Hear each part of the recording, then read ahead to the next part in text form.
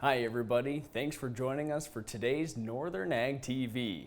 Well, it's no surprise that the cattle markets have been nothing short of amazing here in 2025. However, the past couple of weeks we are seeing some pressure fall on the futures board.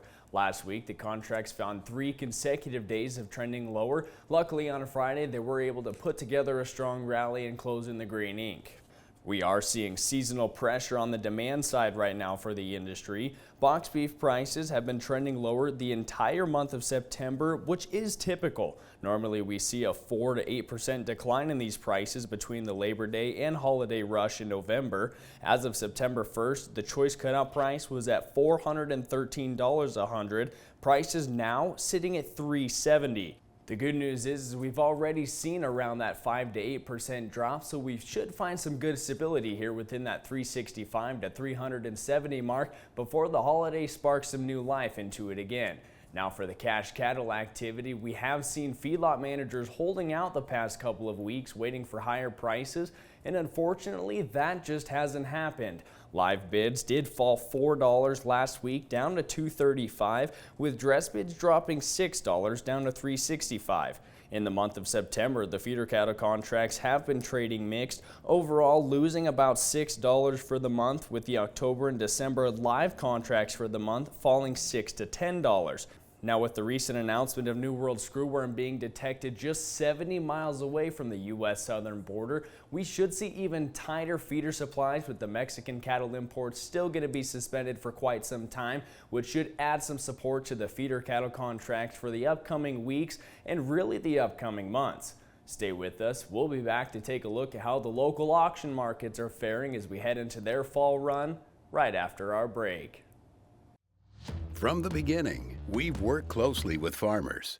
BNSF's ties to the agricultural community go back 175 years. Together, we've innovated to make the U.S. agriculture supply chain one of the most efficient and productive in the world.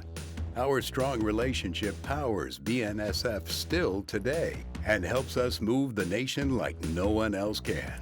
At BNSF, we move the nation for you.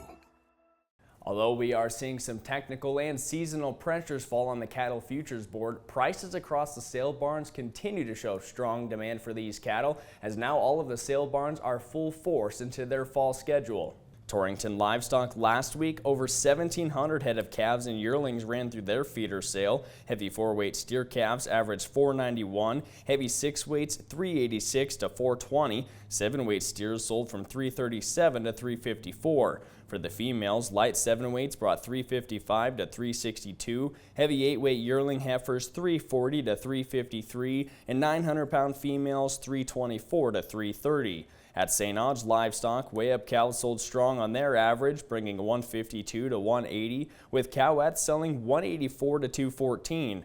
Market bulls were also steady at St. Onge, selling from $174 to $207. Replacement cows at Billings Livestock sold strong, giving an early indication of these female prices that we could see this winter. Young stock cows sold from $265 to $296. 2 to 4-year-olds averaged $245 a hundred, with broken mouth cows even selling for $173. Young bred cows sold from $3,000 to $3,400, with 5 to 8-year-old bred cows in Billings averaging $3,100. We even did see a few young cow-calf pairs come through the ring, bringing $4,150 to $4,200. 5-year-old pairs brought $3,850 to $4,285. We even saw some broken mouth pairs average right at $3,700. Well, that's all the time we have for today's Northern Ag TV. I'm Colton Young, Northern Ag Network.